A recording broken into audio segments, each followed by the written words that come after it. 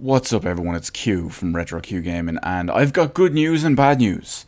It's good news for you, the viewer, who loves coming to this channel and loves listening to me and my amazing opinions and my amazing and deep and thoughtful insight.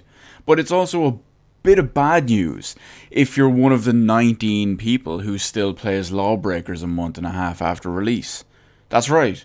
So, over the weekend it came out that, well, Lawbreakers, that game that basically fell off a cliff since it originally launched on day one, it's been doing excessively badly. And as of a few days ago, it actually hit less than 20 people playing it concurrently, which means at the same time, on Steam. It's pretty bad. It went down to 19 players just a few days ago. Now, I'm not going to get into the whole aspect of anything about the game itself. I'm not going to talk about Lawbreakers, the quality of Lawbreakers, or the features of Lawbreakers, or anything like that. But automatically, everyone hyped it up. To a degree, the game wasn't massively hyped just because, but there was a little bit of hype, mainly because it was made by Cliff Bleszinski, Cliffy B himself. And Cliffy B has admittedly a good pedigree when it comes to games. He is involved with games like Unreal Tournament, the Gears of War series. So you see, these are some pretty big and influential games and series when it comes to their respective genres or their respective styles of gameplay. I mean, hell, Unreal Tournament, for most people, realistically started the tournament arena-based combat games, first-person shooters. Gears of War almost revolutionized even third-person cover-based shooters. It basically, so you can see the big deal there. But the big thing I want to talk about in this video is that game designers, game directors, figurehead game developers, like specific people who always get this push and this promotion. And some people believe that these people, these developers, these individuals can do no wrong.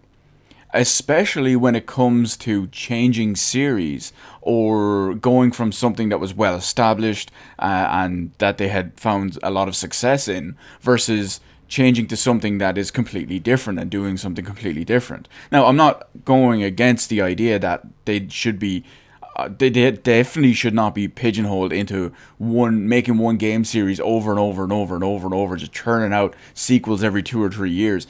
And I completely respect that the fact they want to branch out, they have a different idea in their mind for a different game, and they want to try and make that a reality. Now, granted, that reality can sometimes be an absolute flop, and look at Lawbreakers, but the point is, I completely understand and respect their vision. Essentially, that's the best way I can describe it. Their vision and their drive and their passion to create something else, to create something different. But, again, let's look at developers, not publishers, developers, directors, whoever, whatever you want to call them, that these people that when they either branch out to a different series or franchise or genre or whatever, or they go away for a significant amount of time, and then they come back with a series and all, or with a spin-off or a spiritual successor or whatever it is. Not only that, but at the same time, I'll just throw in 1 or 2 people as well that don't disappear from the public eye. They keep making games, but at the same time, they can all, there's no one out there who 100% of the time will produce top quality that is usually synonymous with their name. Now, I've got multiple examples here that I want to give, and before I start listing off these examples, I'm probably going to piss a lot of people off with this list because, well, some of the people, well, let's face it, some of the names I'm going to read off here are very, very highly regarded, and I don't dispute that whatsoever. But what I want you to think about is their series, the games they've made, the quality, etc., and then what they've gone on to do. And I realize that for the most part, this list is general consensus. 1 or 2 games or names or whatever in here will be specifically subjective, and a lot of people will probably be pissed off by it. But I'm going to get going anyway. It's just to prove that these people cannot consistently make gold. And these people, when they change their focus and change their idea, it doesn't automatically make what they're going to do gold. Now, let's go on into the list anyway. So I'm gonna get the most controversial one off the bat right at the get go, because people are just gonna listen to the rest of this video while banging out six paragraph long comments about how I don't know anything about gaming and how I should be embarrassed to play games or whatever. But the first one, Kojima. I'm sorry, people. Kojima it says it all. Kojima used to make excellent games. Kojima used to make fantastic, amazing, revolutionary games. And then after Metal Gear Solid 3, that stopped. Because Metal Gear Solid 4 is straight up bad. Metal Gear Solid 5 is absolute awful. It is terrible. I'm not going to make this a Kojima bash hate fest, because let me give you an example.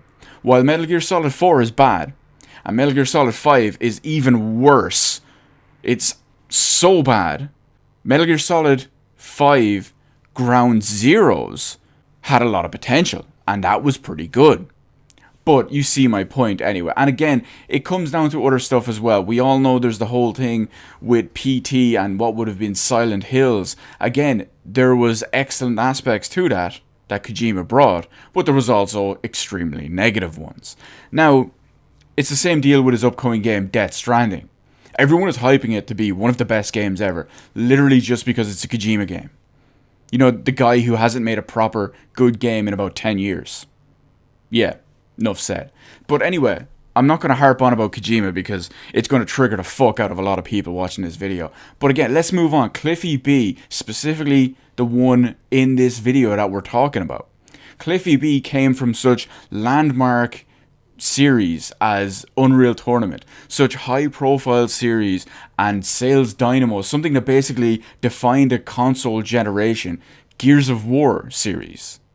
Pretty big deal. And then he goes on to make Lawbreakers, which flopped on day one, and here we are 6 weeks after launch, and the game is dead, essentially. Now, let's move on again. Shinji Mikami. We all know Shinji Mikami. Basically, the grandfather of survival horror.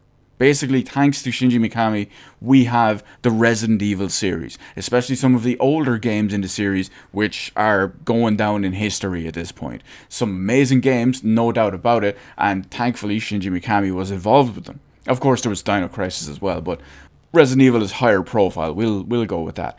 And then he went on to found Tango Softworks. If you're not familiar with who Tango Softworks are, they're his new studio. Well, I say new studio, but it's about 2 or 3 years old at this point. They have one proper game under their belt at the moment. The Evil Within. Enough said.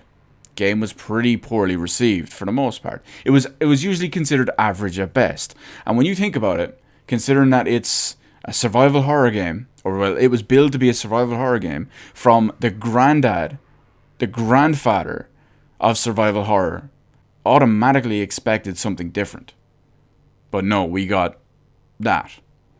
Now let's move on as well. This is an unreleased one as it is at the moment. Koji Igarashi, aka Mr. Castlevania Symphony of the Night.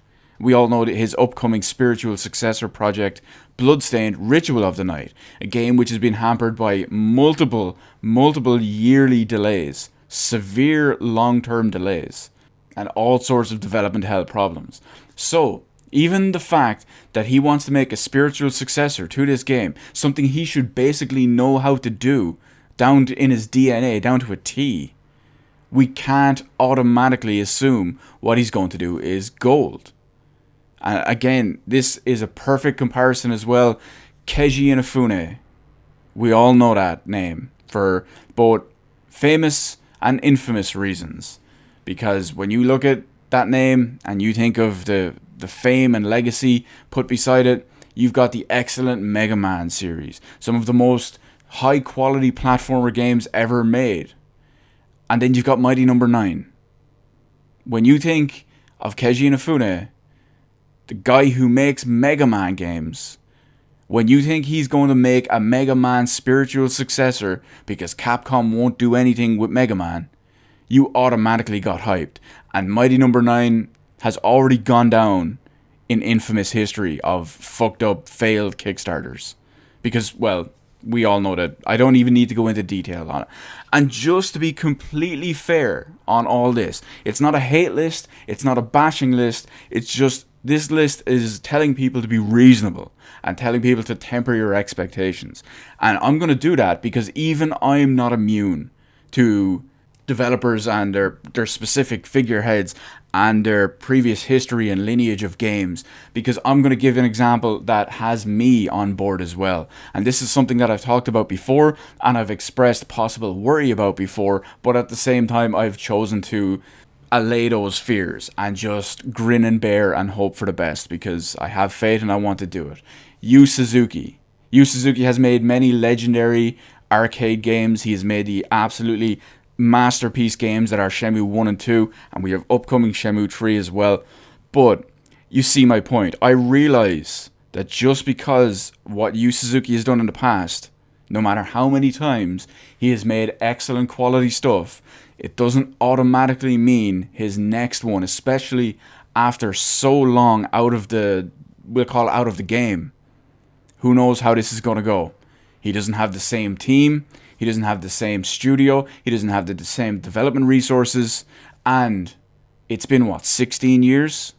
So you see my point. I still remain very optimistic about Shenmue 3, and I personally cannot wait for it. Hell, I've even backed a Kickstarter. But you see my point. I'm even putting myself in this list. Not as like a figurehead for all that stuff, but you can see where I'm coming from. I mean, I have all these other ones. I'm going to put my own personal one in there as well that I still remain positive about, but you can see where my fears come from, and I'm not immune to those fears. So that's the majority of what I wanted to talk about, that we all know these developers, these publishers, I'm so used to saying publishers and developers from just other stuff, but you see what I mean, that when they branch out, that they can essentially fall off. Let's just quote Dr. Dre for this one. Talking about Dre fell off. How? My last album was The Chronic. So the point is, while it's perfectly okay to be optimistic and be looking forward to these games because of the people that are involved with them, just remember, not everyone has 100% hit rate. And you have to temper your expectations a little bit just because of that. That not everyone can make masterpiece after masterpiece after masterpiece, especially when they change completely, they change their focus and their game design and whatever completely in their genre, or if they've just been out of the game so long. So of course, while you could argue much of this has been kind of negative, I feel like a lot of it has been objectively negative, if that makes sense. Is that even possible? But I feel like that's pretty much the case. That I just want to stress one more time before I finish up the video, that I am by no means denying their legacies. When you look at it, Kojima, as I said, I don't like Kojima anymore, and I don't like many of the games he's made over the last 10 years, but I'm not denying whatsoever that his games before that were revolutionary. Cliffy B, same deal. Gears of War trilogy, it basically, I won't say kept the console generation going, but it almost revolutionized the third-person shooter of the 7th generation. Unreal Tournament, enough said. Shinji Mikami, Resident Evil. I would hate to be in a world without Resident Evil. Koji Igarashi, again, Castlevania Symphony of the Night, one of the 2 best Castlevania games. Keiji Inafune, we've got the Mega Man series. Again, I would hate to see a world and what the platformers of even yesteryear, as well as more so modern days as well, though we don't really have many modern ones. I would hate to see what they would look like if Mega Man never existed. And again, Yu Suzuki as well, the legendary arcade games, the masterpieces that are Shenmue 1 and 2. Again, I'd hate to see a world without them, but we have to wait and see. So let me know in the comment section below what you think about legendary directors and I won't say the hype or the praise they get, but what can be sometimes given a public perception of their involvement equaling absolute quality and absolute skill, regardless of absolutely every outside factor. Let me know in the comment section below if you think I've been fair and given good examples of these. And of course, feel free to put in your own personal experiences with it as well. If you've been hyped up for a game just because of a specific developer or a specific figurehead or whatever it is, feel free to let me know as well. Other than that, hit the like button if you liked the video. Hit the dislike button if you didn't like the video. If for some reason you're not already subscribed to this excellent quality content that I make, feel free to change that by hitting the subscribe button right wait for it now, and I will see you in the rest of the videos in my channel.